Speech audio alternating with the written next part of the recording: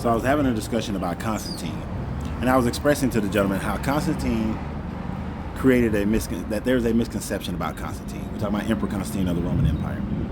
Most Christians only look at Constantine as the guy who had the vision of the cross in the sky, and Jesus visited him in his camp prior to his final battle against Maxentius at the bridge of Moldova.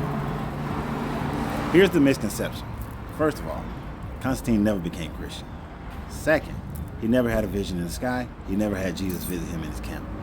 Why can I make this claim? I can make this claim because the first writings by Eusebius of Caesarea detailing what happened at the Battle of the Bridge of Moldova, those accounts were never in there. When you go up to Constantine's ark, there are no Christian symbols on his arch which depictate his winning of that battle. There's Mithra, there's Apollo, but there's no Jesus. The other thing is that you get the vision at the Edict of Milan when Constantine was courting the Christian bishops to be in favor with him after he became emperor. Why was that important? You got to look at the politics behind it. Constantine had Christians, Orthodox Christians, in his army, because I know some people are going to say they persecuted Christians. No, they persecuted Messianic Christians, Jewish Christians. Roman Christians were not persecuted.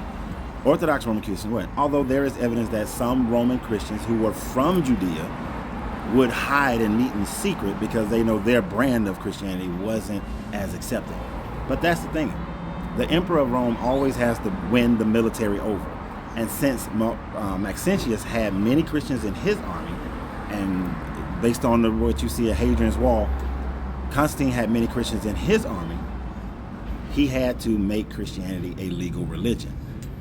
Now, when doing so, though, Constantine was a worshiper of Apollo, of Sol Invictus. He was also a worshiper of Mithra. Mithraism was a popular religion for the elite classes with a lot of secret information. The reason why you see the sun rays and the halo around your Jesus is because of Mithraism.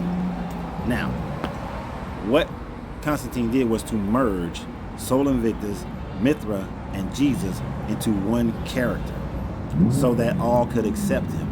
And if you don't get that, without that, you don't get the Council of Nicaea. You don't get the beginnings, because out of the Council of Nicaea, they began the process of the canonization. You don't get the canonization. Then you don't get Theodosius in, I think, 480, 482, outlawing all of the religions except for Christianity in the Roman Empire, and went about murdering and massacring over 50 million people in a process of time in order to make that so. So if you're going to study Constantine, get out of the bullshit of it.